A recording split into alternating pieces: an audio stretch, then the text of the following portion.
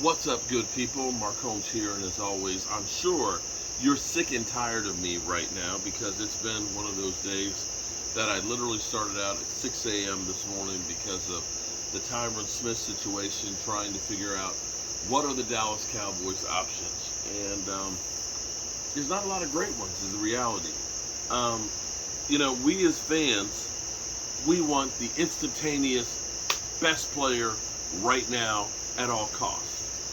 A lot of times we know a guy because of a name, and we want that guy because of, we've heard of them before and know about the great things they've done in the past. And the reality is they're not really great options. We have gone through all kinds of ones. I've heard Wadsworth, let's get that guy out of retirement because he was a Super Bowl champion, but we don't know how much work he's actually done or what kind of shape he's in right now. We've had people talking about Eric Fisher like crazy. Eric Fisher has basically said, I've had quite a few teams that have been in contact with me. I'm going to take my time and figure out which one of the 7 that I want. So there's that. You got Jason Peters, who's 40 years old, who is definitely a lot slower than he used to be. And then there's guys like Nate Soldier. These are named players that have done some good things in their careers and been on some good teams, but now are kind of older. Here's what I think is going to happen. I don't think the Cowboys are going to do anything this week. I think what the Cowboys are going to do is they looked and they said, we drafted this guy in the first round, and he wouldn't be the first round player that we didn't immediately plug in and start playing. They did with CeeDee Lamb. They did with Micah Parsons. They did with Tyron Smith. They did with Travis Frederick. They did with Zach Martin. And they're going to go through, and they're going to trust the process, as they say, and we're going to start Tyler Smith. What I hope and I pray that will happen, it was kind of validation of what I think when I hear LaDainian Tomlinson basically reiterate the same thing that I did. Here's what you're going to do. Tyler Smith is going to be a rookie. And instead of doing what we did when we went from Tyron Smith to Chaz Green and they put him out on an island, and even though he was getting beat play after play, they never got him help. You get him help. You put on some training wheels to help him. You end up having the tight end there to help chip a guy. You end up having Zeke Elliott. And this is where, all those out there that say, Zeke Elliott is done and we don't need that guy, Zeke Elliott has just become that much more important because we know how good a blocker he can be.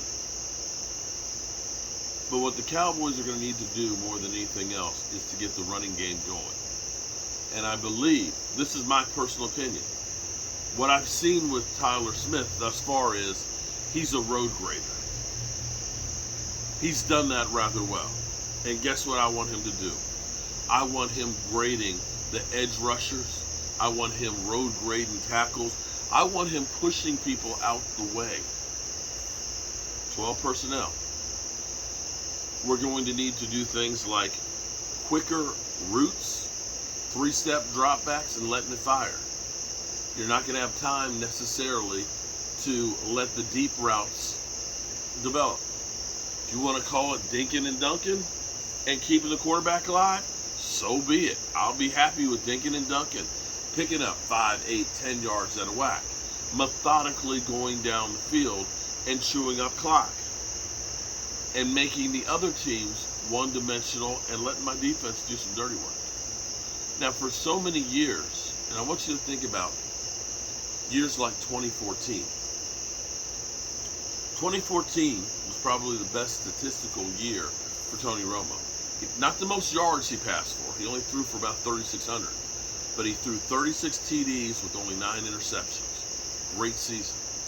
And in that season, we had DeMarco Murray rush for 1,800 yards. Balanced offense. They tried to stop DeMarco Murray, and it made him susceptible to big pass plays. That needs to be our model for this year. Now, the funny thing is we had a great season, 12-4, doing that with a defense that wasn't half as good as what we have right now. Not half as good. We were 19th ranked on the defense. Now, we did get the ball. We were second in taking the ball away. But the problem is we couldn't stop the other team from running. We can do that now. And I still believe that this team, Eagle fans, I know you right now, you guys are celebrating hard. Go right ahead. Because quite frankly, if the Cowboys win the division this year, you guys are a disgrace. You guys haven't had those major injuries. You guys went out and got receivers. You guys went out and got, game-changing defensive tackles. You guys supposedly have the best running attack. You guys have the best offense. You guys have the better coaching, if you guys say. So if you somehow lose to the Cowboys, you are disgraced. I mean, we lost our left tackle. We ended up losing 2 starting wide receivers. We lost 2 offensive linemen.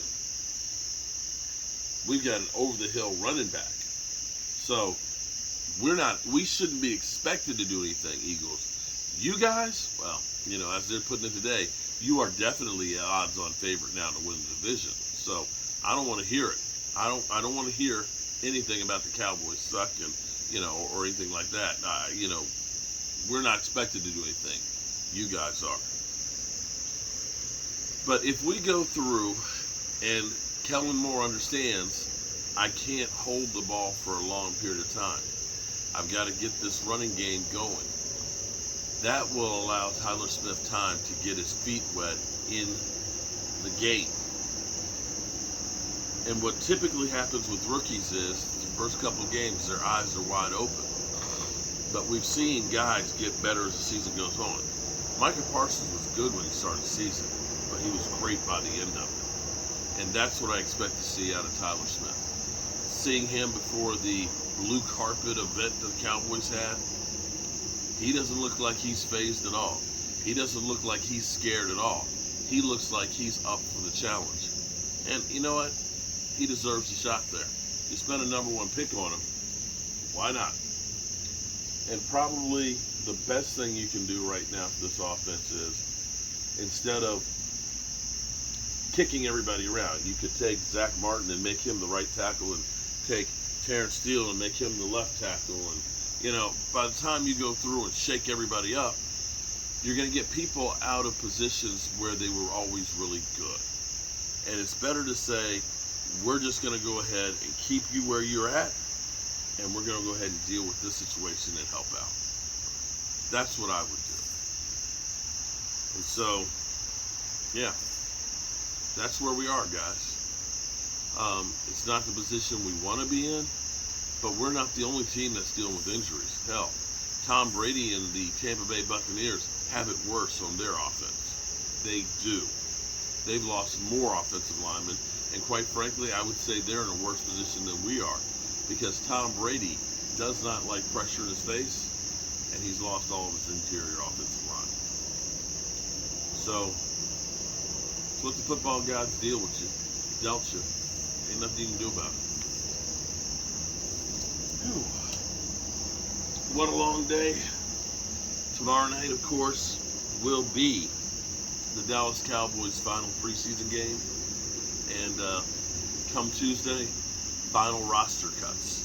So we're going to be busy, to say the least.